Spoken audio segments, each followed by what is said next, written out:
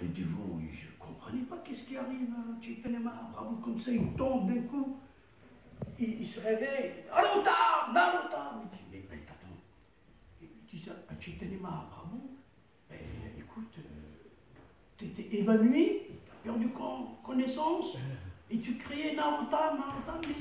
Il n'y en a aucun parmi nous, parmi tes associés, il n'y en a aucun qui s'appelle Narotam. Qu'est-ce que ça veut dire, ça? Il leur a dit, oui, Narotam n'est pas encore né. Mais quand il viendra, ça va être l'amour extatique. Et d'ailleurs, je vais donner mon amour à Narotam. Alors, il n'est pas encore né. Et Chaitanya Mahaprabhu, il va dans une rivière, j'oublie le nom, et puis il appelle la déesse, et il lui dit, bah, écoute, je vais me baigner ici, et je vais donner tout mon amour pour Narotam. Et quand Narotam il va venir, il dit ça, Nityananda, tu vas le guider. Quand Narotam va venir en ce monde, tu vas l'amener, et tu vas le plonger dans la rivière, comme ça il va prendre tout mon amour. Et être le dévot le plus exalté. Nityananda, il le savait, mais il ne l'a pas dit aux dévots, parce que les dévots, ils étaient curieux, ils voulaient savoir qui est ce personnage, Narotam. Et puis, donc, dans une province qui s'appelle Kituri, il y a un roi qui s'appelle Krishnananda, et sa femme, je crois que c'est Narayani. Et donc, il voulait avoir un enfant. Et c'était pas facile, il attendait un enfant, mais il venait pas. Il venait pas. Ils étaient très anxieux. Et puis, un jour, par la volonté de la Providence, et ben, sa femme, elle tombe enceinte. Tombe enceinte. Et elle accouche, donc, d'un merveilleux bébé. Et cet enfant, déjà à la naissance, il n'était pas ordinaire. Hein, parce que une fois, ils lui ont donné des riz sucrés à manger, quand il était tout petit, et ben, il a refusé. Il ne voulait pas manger. Qu'est-ce qui se passe? Eh bien, c'est parce que le cuisinier a oublié de l'offrir au Murti. Et quand ils l'ont offert au Murti, Narotam a goûté. Il a pris à son grand plaisir. Donc, ce n'était pas un être ordinaire. Déjà, tout petit bébé, il pouvait voir où est le Boga, où est le Prachad, il était incroyable. Donc, bon, alors, Narotam, il est né dans une famille, comme on dit, à la cuillère d'or, dans sa bouche, dans l'opulence et tout, c'est super, une bonne éducation, c'est un peu comme Raghunath, avant de devenir Goswami, il était aussi un enfant de zamindar, très très riche, beaucoup d'argent, beaucoup d'opulence, mais pour Chaitanya Mahaprabhu, Raghunath a tout laissé. Narotam, il n'était pas encore à ce stade-là. Il était très imprégné par l'opulence, le confort. Mais un jour, il passait comme ça dans le village, et puis il a entendu une classe, Bhagavatam, Krishna Katha, on parlait de Chaitanya Mahaprabhu. Et là, Narotam, il a manifesté des symptômes d'extase, il tremblait, les poils se dressaient sur son corps, il était complètement en transe. Et puis il a rencontré aussi un sadhu, Krishnadas, qui lui parlait des divertissements de Chaitanya Mahaprabhu. Et Narotam, il demandait, mais où est Chaitanya Mahaprabhu? Où est Gauranga? Où est Yoga Avatar? Ah, il est parti. Comment il est parti? Quand? Bah, il n'y a pas longtemps. Il commence à se lamenter, à pleurer, il dit, pourquoi je ne suis pas né avant? Pourquoi? Je ne suis pas né pour le connaître. Krishnadas, il le rassure, il dit, t'inquiète pas, on a tout notre temps, et tu ne pourras pas tout connaître en une journée, il faut que tu sois patient. Et donc, Krishnadas, il lui parle des divertissements de Raghunath. Comment Raghunath? Un grand bhakta. À ce moment-là, Chaitanya Mahaprabhu est déjà parti, il a quitté la planète. Et Narotam, il s'est attaché à la personnalité de Raghunath. Il dit, mais je veux être comme Raghunath. tout abandonner, aller à Vrindavan et commencer à manifester ce désir à ses parents. Il dit, moi je vais aller rejoindre, je vais aller rencontrer les dévots de Chaitanya à Vrindavan. Mais ses parents, mais Narottam, il l'appelait Naru, mais ça va, tu es encore jeune, tu as besoin d'éducation, on va te marier et tout, tu vois, un travail et tout. Mais Narottam, non, il ne pouvait pas s'en passer de l'idée de rejoindre les dévots à Vrindavan. Et Narottam, donc il était très dérangé finalement. Tous les soirs, il fait des rêves, de Chaitanya Mahaprabhu, des dévots de Vrindavan. Et un jour, Narottam, il va dans cette rivière, accompagné par les dévots, donc il plonge dedans, et puis là, il reçoit justement cet amour que Chaitanya Mahaprabhu lui a réservé. Et quand il sort de cette rivière, il est complètement métamorphosé. Complètement. Il a Krishna, Chaitanya Mahaprabhu dans son cœur, dans son mental, dans ses sens, dans ses paroles, partout, il parlait que de ça, au point que son comportement commençait à inquiéter ses parents. Parce qu'il est devenu méconnaissable. Il avait des symptômes d'extase qui ne sont pas ordinaires et pas compris par les humains comme nous. Ça dépasse l'entendement humain. C'est-à-dire qu'il avait des frissons, il criait, il pleurait, il tombait par terre. Et donc, la maman, elle s'est très, très inquiétée. Elle dit, mais attends, mon fils, qu'est-ce que t'as? Et puis, elle pensait qu'il était possédé par un fantôme. Parce que dans le village, justement, il y a des rumeurs qui disaient qu'il y avait un endroit où il y avait un fantôme. Il pensait que Narottam, il passait par là et puis possédé par un fantôme. Et quelquefois, ça arrive même aux dévots. Nous, quand on joint à la conscience de Krishna, on devient un petit peu bizarre. On chante, on se lève tôt, et les parents, ils s'inquiètent. Moi, je me rappelle, mes parents, ils sont beaucoup inquiétés parce qu'ils ont vu que j'ai complètement changé. Ils disent peut-être qu'il est malade, peut-être qu'il est... Ils m'ont dit, moi, je croyais qu'ils étaient... Ils m'ont dit, quelqu'un t'a jeté un sort. On va t'amener chez quelqu'un qui va exorciser. Voilà. Et exactement, les parents de Narottam ont ramené un exorciste. Ils ont ramené un exorciste. Et je dis, non, mais c'est pas vrai. Narottam, on ne le reconnaît plus. Il est complètement hors de lui. Donc, l'exorciste, il arrive, il fait sa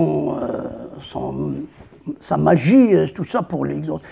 Et puis il dit, non, il n'a pas de fantôme en lui, il y a juste un trouble d'air dans son corps. Disorder, air disorder, ça, un métabolisme d'air qui... Bon. Et bon, de toute manière, ces symptômes, on les trouve que chez les grands bhaktas comme Sarvabhauma Bhattacharya, qu'on l'a rencontré Chaitanya Mahaprabhu, il avait des symptômes comme ça aussi, et beaucoup d'autres Vaishnavas. Et donc, le soir, un soir, il rêve qu'il doit partir à Vrindavan rencontrer les dévots. Et il se lève le matin et il dit à ses parents, je veux aller à Vrindavan, Non, mais tu ne peux pas, tu es encore jeune, et puis c'est pas le moment, tu as tes études. Et tout. Et puis un jour, il reçoit une lettre de Nawab. Nawab, un gouverneur de l'époque de l'Inde, qui a entendu parler de Narottam, il lui dit, je t'invite à venir à Vrindavan, justement. Et là, Narottam, il a vu que c'est justement un plan de Krishna, de Chaitanya Mahaprabhu, pour qu'il le rejoigne. Et donc, il demande des bénédictions à ses parents.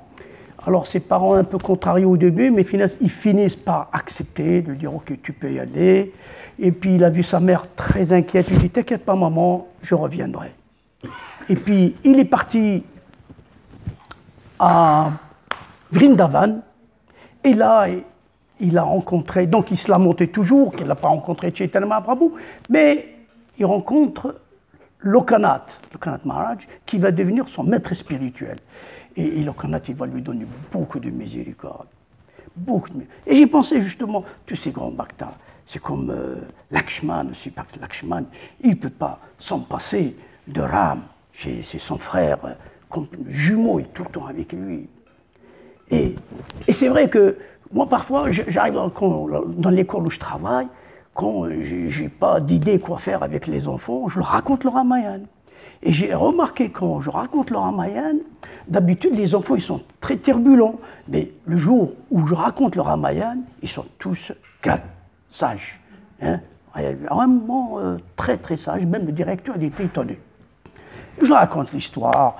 Et comme je raconte des contes, un conte, mais avec beaucoup d'images, du bruit, je fais un peu le cinéma.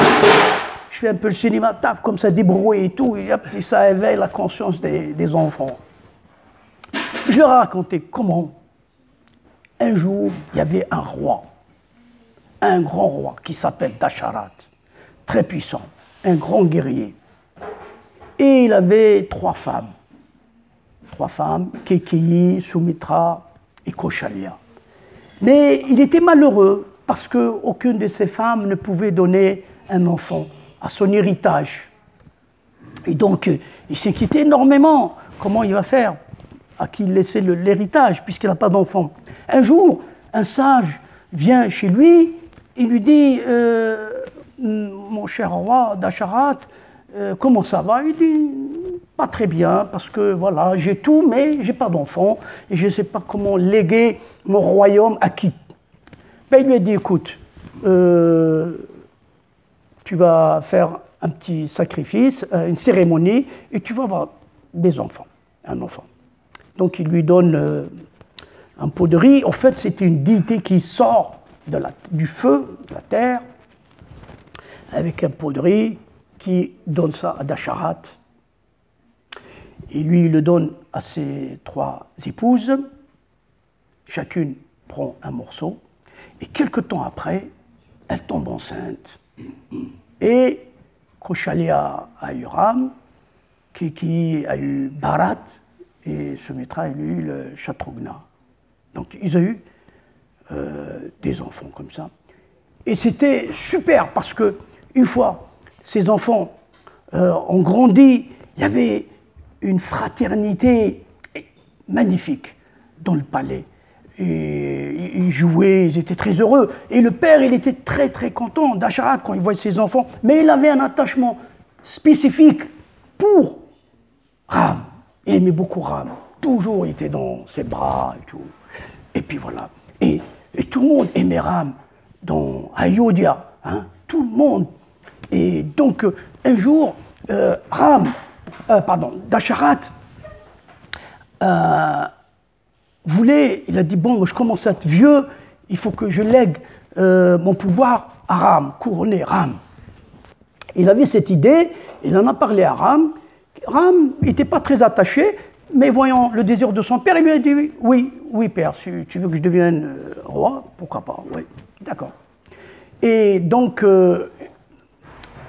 Dasharat, il a fait un rêve pas de bon augure, parce que dans le rêve, il voyait des signes qui montraient qu'il va traverser une période difficile pour lui, voire même le trépas. Donc il a rapidement, après ce rêve, il a anticipé pour que Ram soit rapidement couronné. Donc il se lève, il appelle Ram. Ram, mon fils, viens, j'ai à te parler. Voilà, je viens de faire un rêve de très mauvaise augure.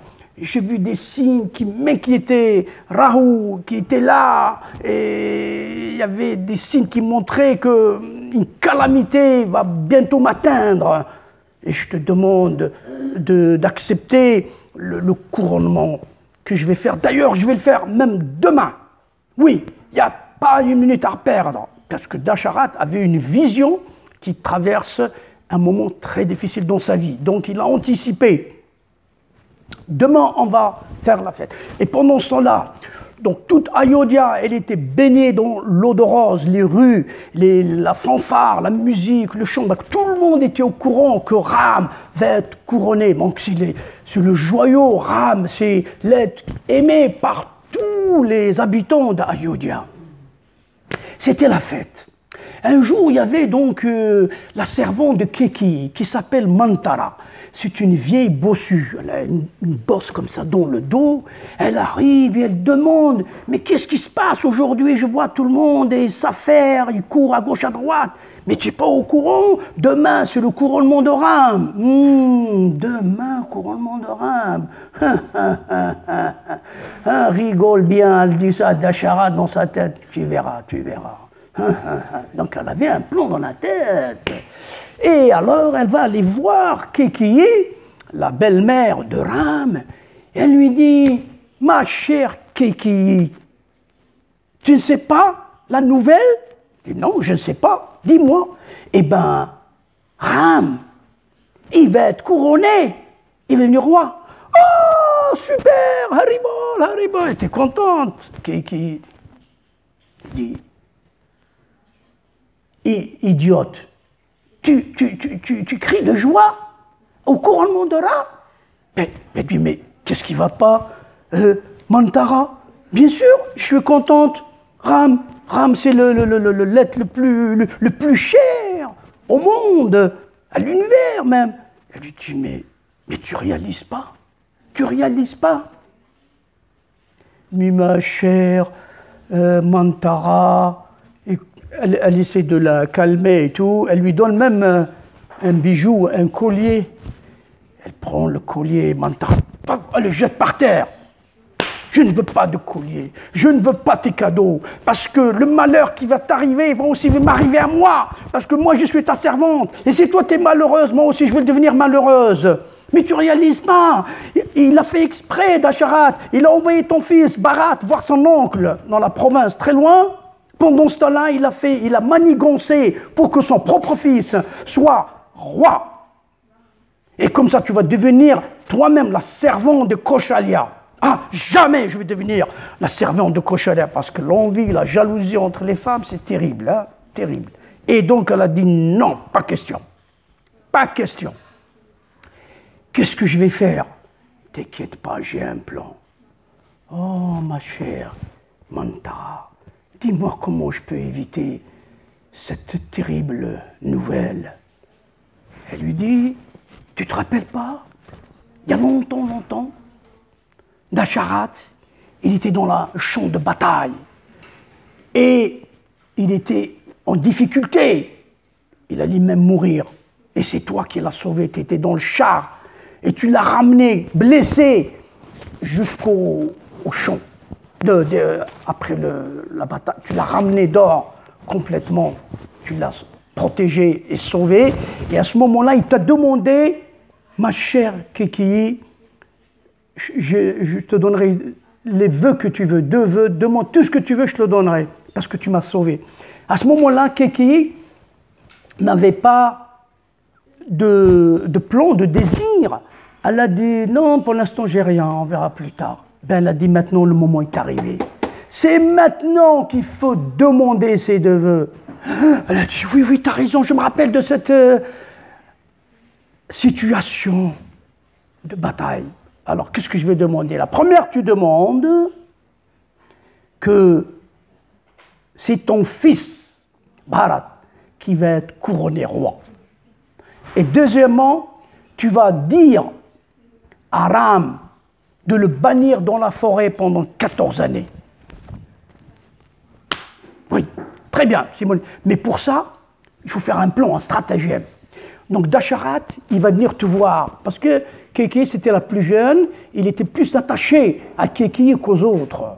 Prabhupada, il écrit une teneur, l'attachement de l'homme pour la femme. Et c'est ça qui va faire le trouble dans la vie de Dasharat, parce qu'il est attaché, très attaché à cette femme. Et cet attachement va lui amener beaucoup de problèmes. Beaucoup de problèmes. Donc, après, Dasharat, bien sûr, il est très attaché, et Mantara lui donne l'idée, elle lui dit, écoute, t'enlèves tes vêtements, là, la soie, les beaux saris, les vêtements bien, les bijoux, tu te mets simplement, même pas terrible, hein, tu mets des vieux saris, et tu t'allonges par terre en train de attristé. Et quand Dasharat, il va te voir dans cet état, comme il est amoureux de toi, il va te demander, mais qu'est-ce que tu as? Et là, tu vas demander les vœux qu'il a demandé, tu vas lui demander de les exécuter. Donc Dasharat, il rentre dans la pièce, il voit Keki habillée comme une mendiante et complètement dans le sol. Il ne comprend pas. Ma chère Keki, mais qu'est-ce qui t'arrive? Pourquoi tu es dans cet état? Qu'est-ce que je t'ai fait? Est-ce que je t'ai manqué de respect? Est-ce que quelqu'un t'a enfoncé dans le palais? Et elle boude. Elle ne veut pas parler. Après lui, comme il est amoureux, donc il va toucher ses pieds, il va toucher ses cheveux et tout le truc. Et après, elle le regarde. Elle lui dit, tu veux savoir pourquoi je suis dans cet état? Bien sûr, ma chère Keki, apparemment, tout ce que tu veux, je te le donne. Je te donne mon royaume, je te donne l'argent, je te donne l'or, je te donne des serviteurs, je te donne des servants, tout ce que tu veux. Tu es sûr? Tu veux tout me donner? Ben oui, je le promets sur la tête de Ram, comme ça. Alors, Keki, elle est contente. Elle se lève. Elle lève les bras au ciel et elle appelle tous les dévas vers leur nom. Vous connaissez les dévas, il y en a pas mal. Hein? Et elle dit, vous soyez témoins aujourd'hui de ce que je vais dire et de ce que Dasharat va dire. D'accord, le tonnerre qui explose et tout. Bref.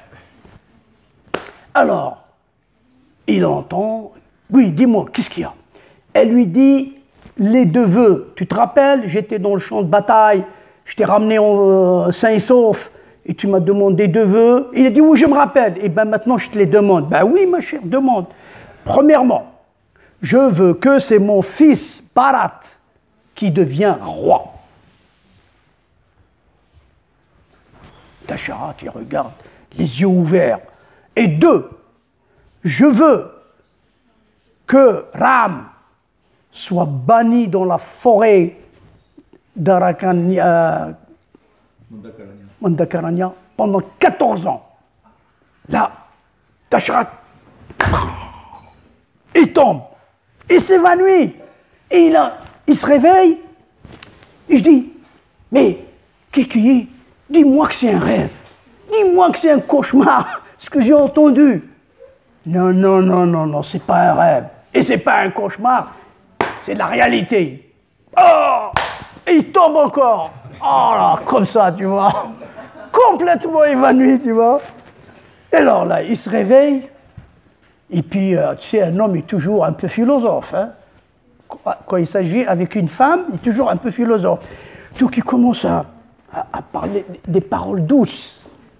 Ma chère Keki, je t'aime bien. T'es ma préférée. T'es très belle. Mais qu'est-ce que je t'ai fait? Mais pourquoi tu as ces idées noires envers Ram? Mais qu'est-ce qu'il t'a fait, Ram? Il est tellement gentil, il est comme la lune. Tout le monde l'aime, tout le monde le considère comme leur propre fils. S'il te plaît, ma chère Keki, chasse ces idées noires de ton cœur, cette jalousie, cette envie. Tu vois, le boude, elle fait la tête, tu vois. Alors là, Dasharat, il réalise que, non, elle ne change pas. Elle est comme ça. Il se lève. Femme perfide, tu es la cause de la destruction de ma dynastie. C'est toi qui vas détruire ma famille. Il commence à... D'ailleurs, c'est fini, tu n'es plus ma femme, d'accord? Je te divorce, allez, fini. Tu n'es plus ma femme, d'accord? Va au diable. Et toi, il était complètement... Dasharat, il a pété les plans, tu vois. Complètement pété les plans, tu vois. Mais Dasharat, il était pris par les vœux qu'il a fait, donc il ne peut pas faire autrement. Il a promis. Et dans la culture védique, quand tu promets, tu fais un vœu, c'est fini, tu es ligoté par ce vœu. Et puis alors il y avait du bruit. Et Ram, il était derrière, il rentre, il voit son père complètement prostré, on dit, ils ne peuvent pas parler. Comment ce mot-là? Il y a un mot... Non, non, il y a un mot spécial, quelqu'un qui fait quelque chose, il ne veut pas parler, il est prostré, ouais. Enfin, hein? Tétanisé. Il était complet, il ne pouvait pas dire un mot. Alors, elle lui dit, Ram, il dit à son père, Père, qu'est-ce que tu as? Il dit, rien, pas un mot, pas un mot. Elle lui dit, oui, moi je vais parler à sa place. Ton père, il a peur, mais moi je vais te dire pourquoi ton père est dans cette situation. Et elle lui raconte l'histoire de la bataille où elle a sauvé, et puis il lui a donné 2 vœux, maintenant elle les demande. Puis Ram, il la regarde, un peu étonné. Il dit, mais ma chère mère, tu n'aurais pas dû déranger mon père pour ça. J'aurais tout de suite, je serais parti déjà dans la forêt, sans aucun problème, je ne ferais pas d'obstacle. Qu'elle a réalisé que Ram, il n'était pas attaché au poste de roi, complètement détaché. Bref, alors dit, sur le champ, je vais partir, sur le champ.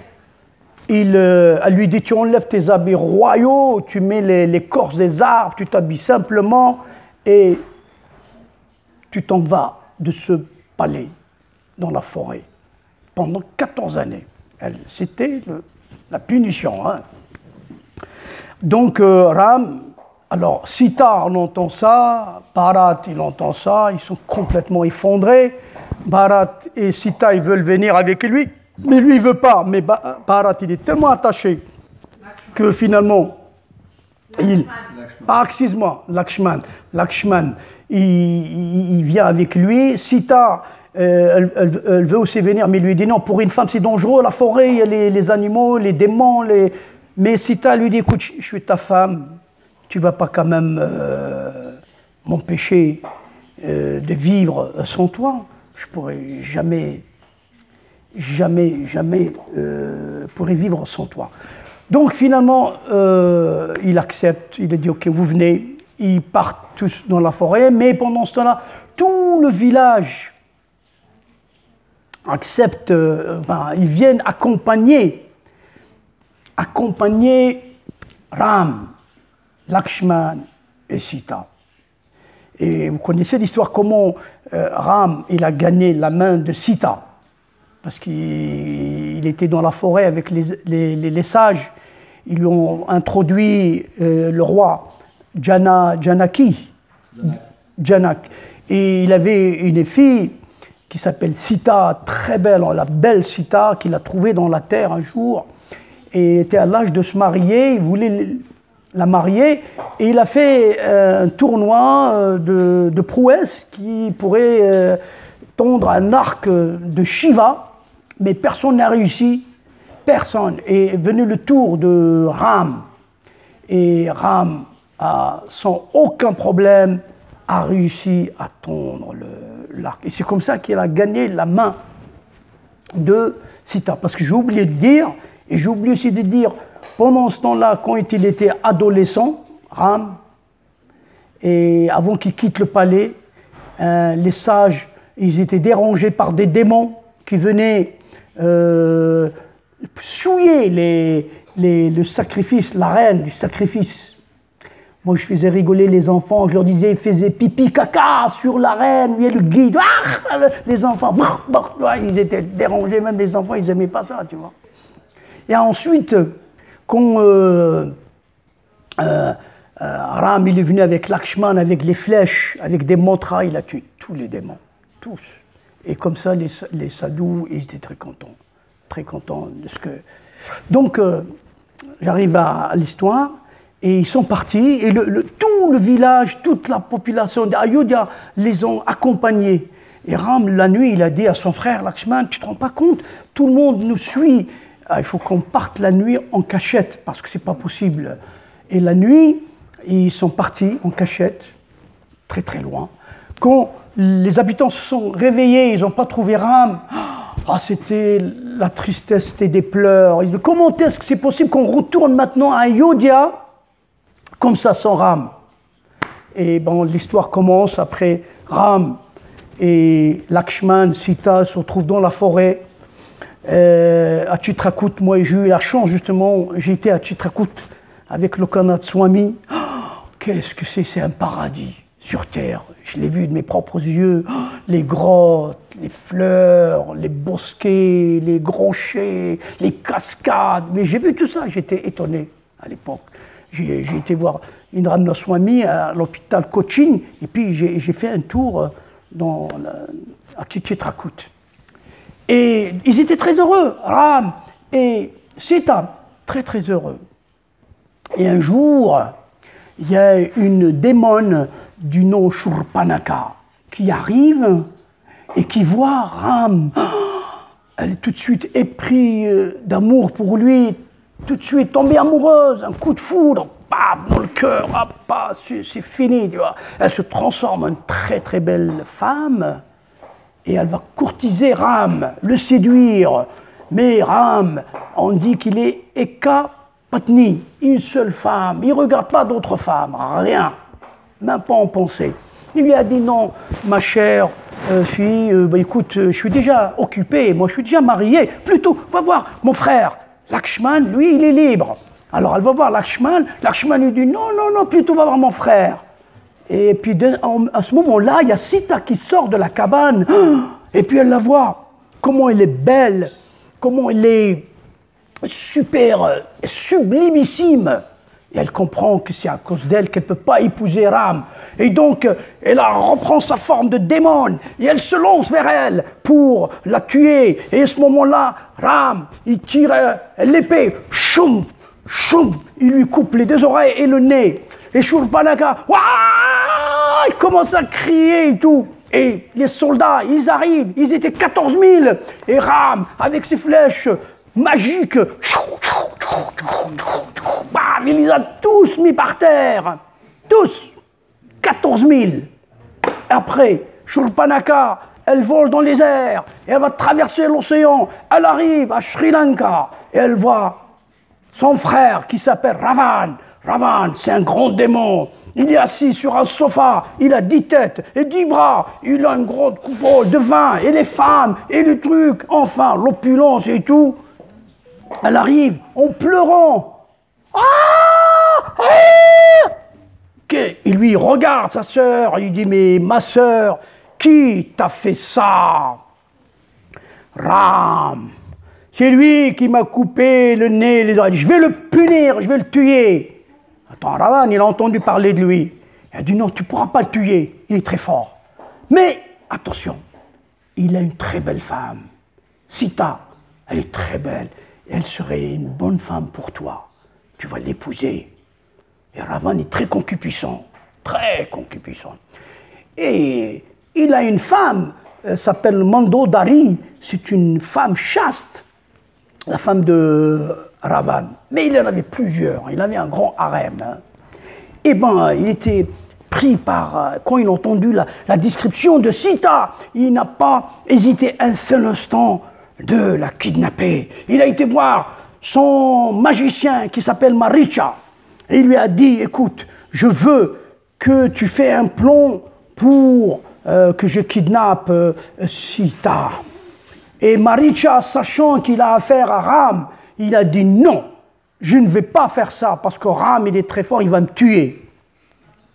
Et ben Ravan lui a dit, ben je vais te tuer si tu ne le fais pas. Et Maricha, il a compris, il a dit, de toute manière, je vais mourir.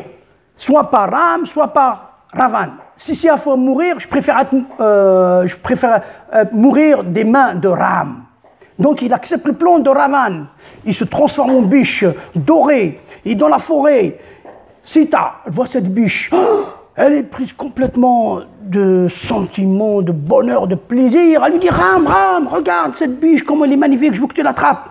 Ram, il regarde la biche, il dit, non, elle est tellement belle qu'elle paraît invraisemblable. Ça ne peut pas être vrai.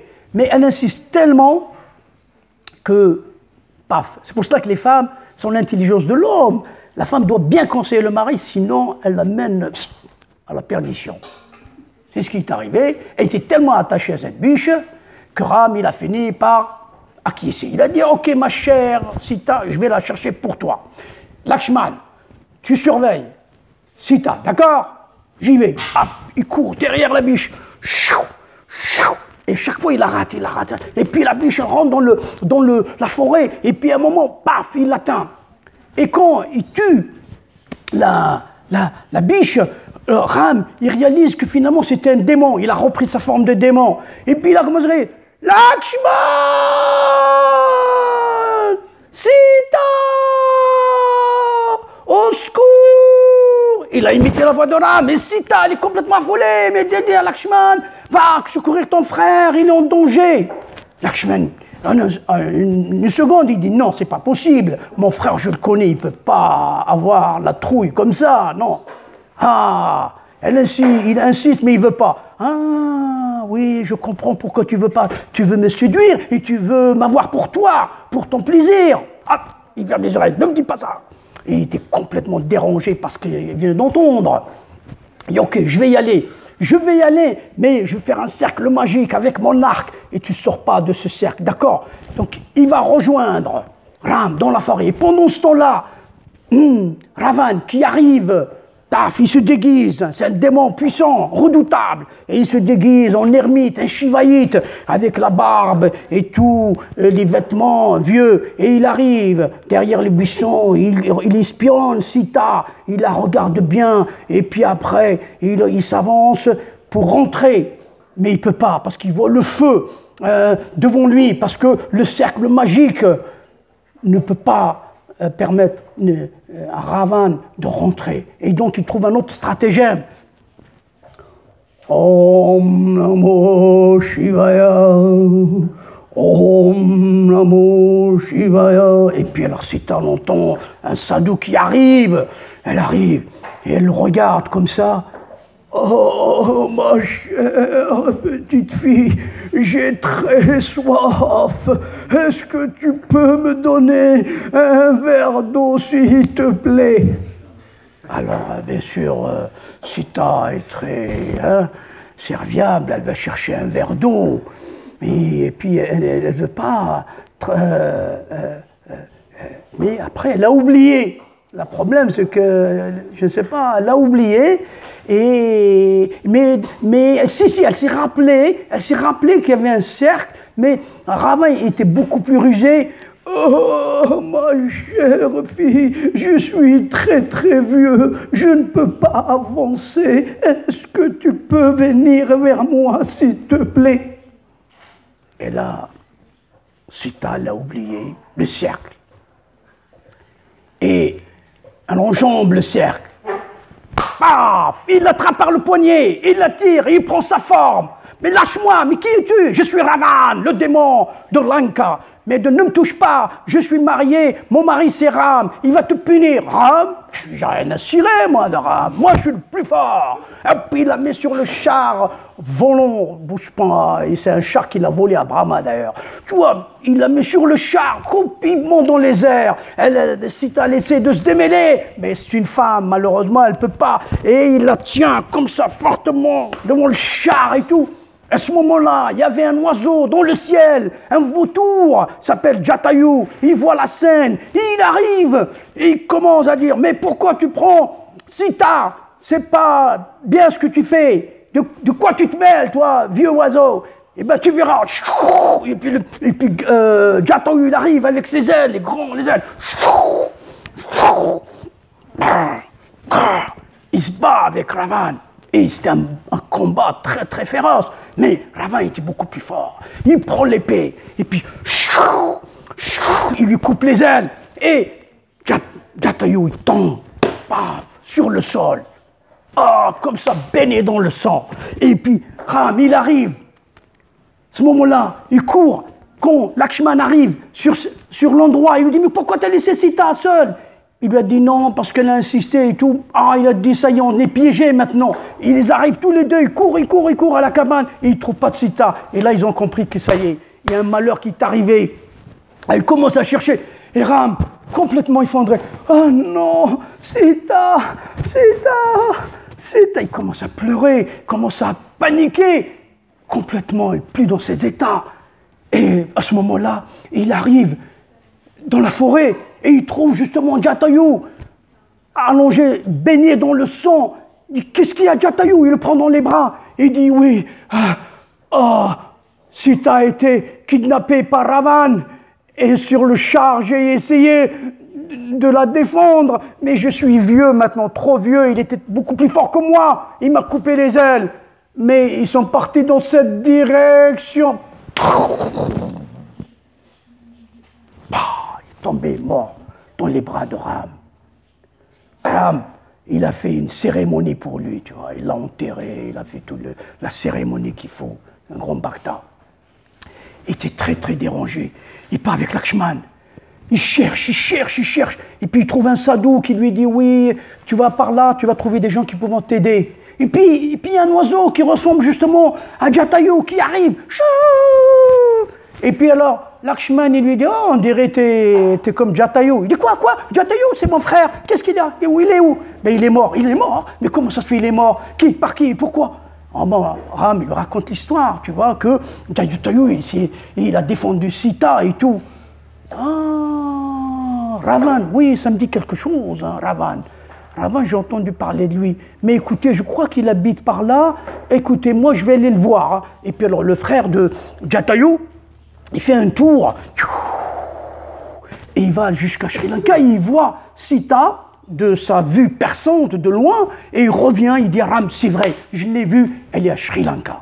Oh, la Ram, au moins maintenant, il sait où elle est. Ah, maintenant, comment y aller? Alors, il y a un sage, je lui dis, ne t'inquiète pas, tu vas trouver une armée qui va t'aider. C'est les Vanaras. Les Vanaras, c'est les moitié hommes, moitié singes. Et à ce moment-là, il va rencontrer Hanuman. Hanuman, et il dit, mais qui es-tu, toi? Moi, je suis Hanuman. Et toi, qui es-tu? Moi, je suis Ram. Et Ram, il lui raconte l'histoire, comment sa femme a été kidnappée. Et Hanuman, il lui dit, mais écoute, moi, je suis le général de Sugriva. Et Sugriva, c'était aussi un mi-homme, mi-singe. C'était un roi. Et sa femme, il a été aussi kidnappée par son frère. Il a pris sa femme et il l'a détrôné, il l'a chassé du royaume.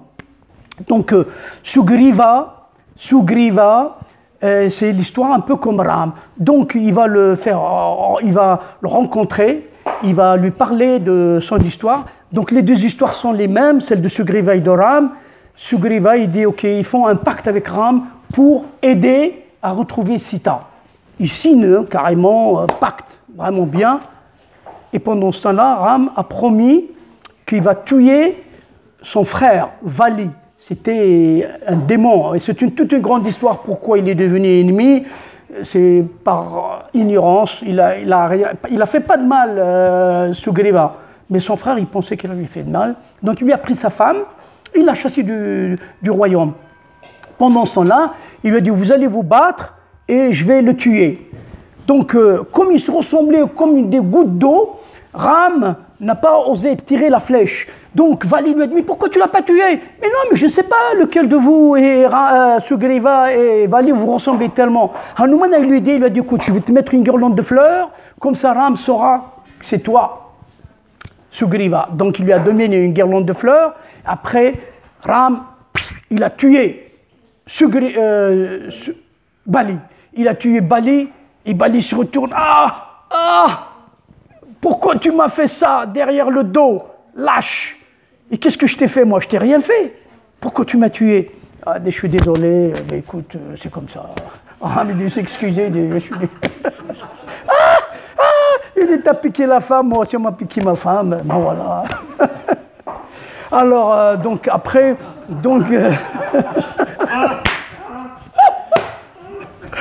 ah là, c'est l'histoire de piquer la femme, c'est compliqué, hein, franchement.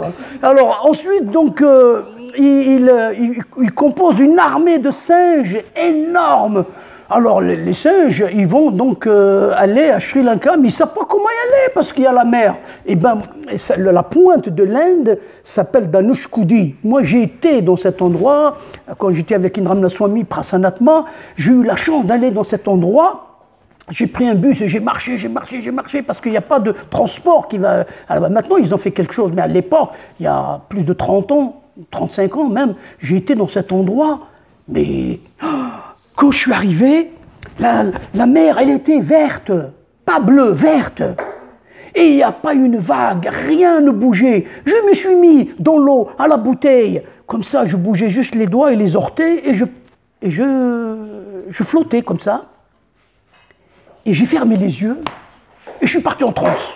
J'étais avec Ram, tu vois, complètement avec Ram. Je me suis mémorisé tout le Ramayana dans l'eau comme ça. Et quand j'ai ouvert les yeux, ah, c'est pas vrai. J'ai vu le crépuscule coucher, c'est la nuit. Et le bus, normalement, il part, je sais pas, 4 heures ou 5 heures. Il était déjà 7 heures, 8 heures. Et Prasanatma, il ne m'attendait pas, il est parti. Je me suis inquiété. Je dis, comment je vais rentrer, comment je vais rentrer? Je courais, j'ai peur, tu vois, tout seul, dans nulle part.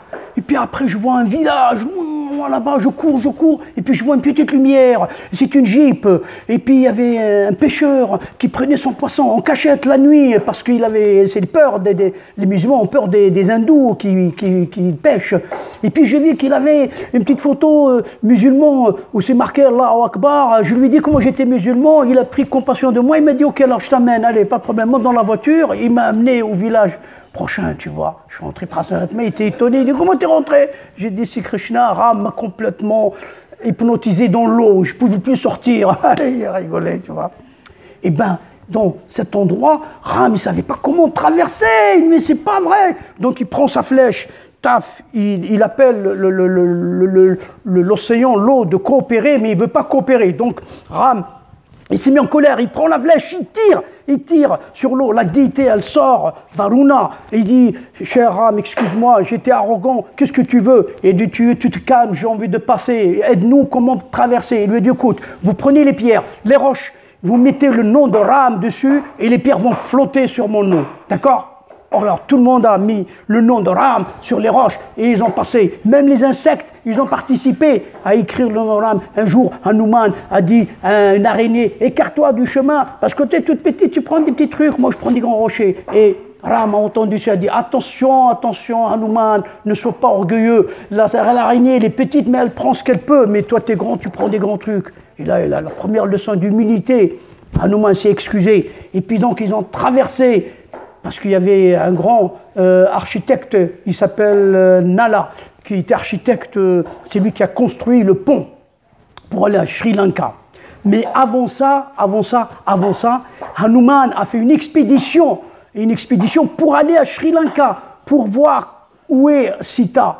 Quand il est arrivé, donc avant qu'il aille, il avait des doutes, il a dit je ne peux pas y aller. Mais il a rencontré le roi ours qui s'appelle Jambavan. Et Jambavan a dit à Hanuman, mais tu réalises pas, tu as des pouvoirs, Hanuman, tu peux le faire. Il a dit, non, je suis vieux, maintenant je ne peux pas. Si, tu peux le faire. Tu ne sais pas qui tu es, toi? Tu es le fils de Vayu, tu peux le faire.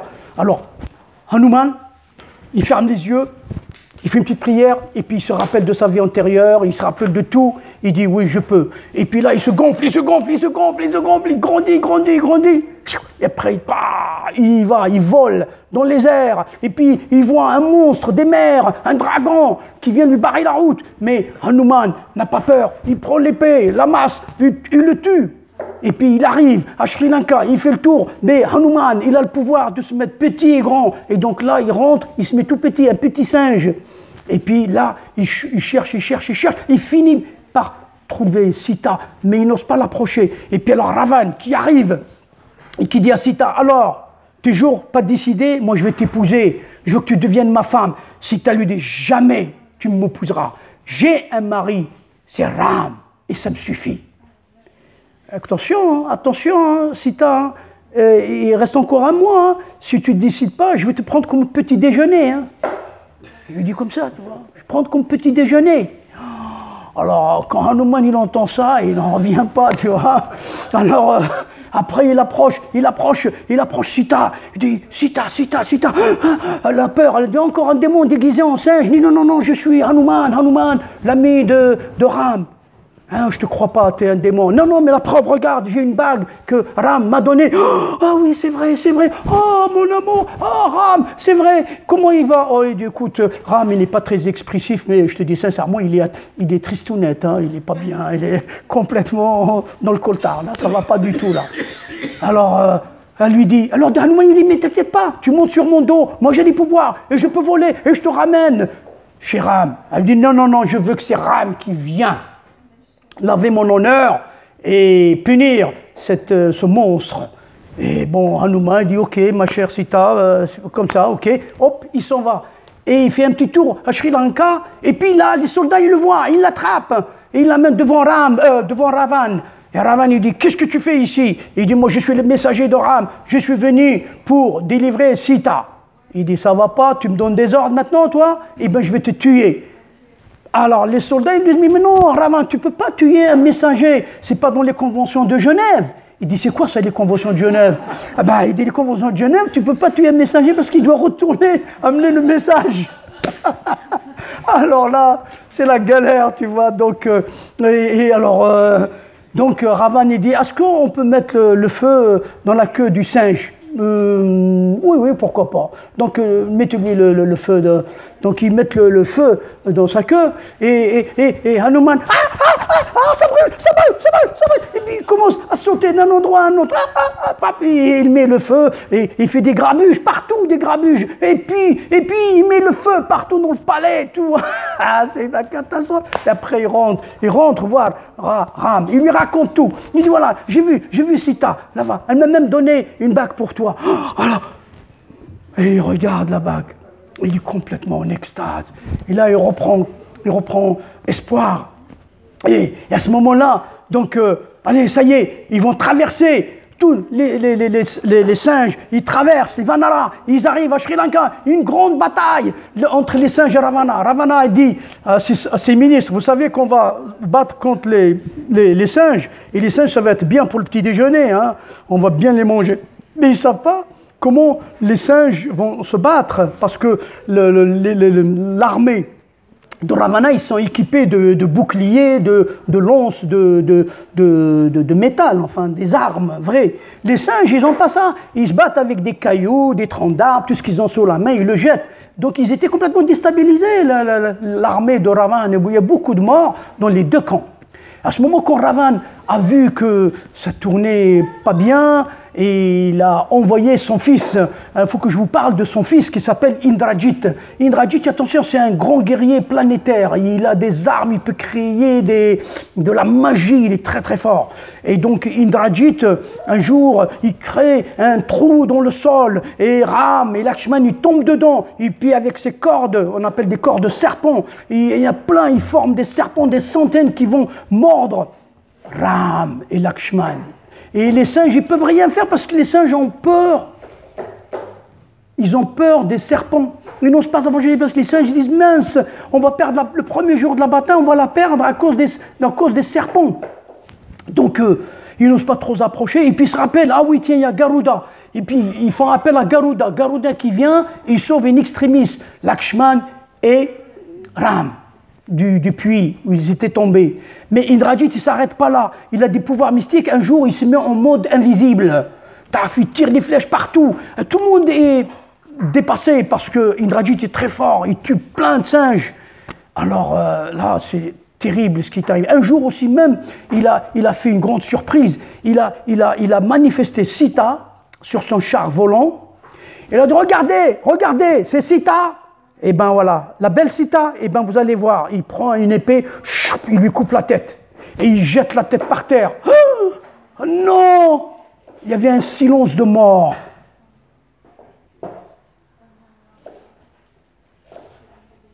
Un silence de mort. Ram, il a dit, ça y est, elle est morte.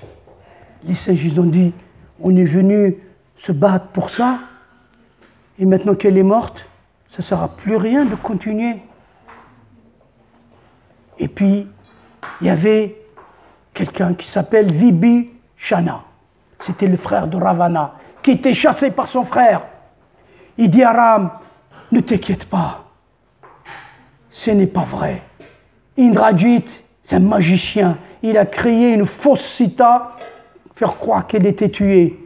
C'est une illusion. Et Ram, il prend espoir à nouveau, il dit donc, c'est vrai, elle n'est pas morte, il se lève pour la bataille, la guerre et tout. Mais Mais Indrajit est tellement fort qu'il fallait l'éliminer parce que sinon ça peut être un trouble pour l'armée. Un jour, en pleine lune, il devrait faire une cérémonie pour devenir encore plus fort. Il lui a dit à Hanuman Lakshman, on devrait aller le tuer. Vibhashana, le frère de Ravana, il a dit, vous allez le tuer ce jour-là parce qu'il ne va pas prendre les armes dans l'arène où il va faire le sacrifice. Et ce jour-là, Lakshman et Hanuman ils rentrent dans l'arène du sacrifice où Indrajit est en train d'accomplir le rite et il l'attaque. Mais il se défend tellement bien que Indrajit, il est invulnérable, on ne peut pas le tuer. Mais finalement, Hanuman il lui jette une pierre au visage. Et là,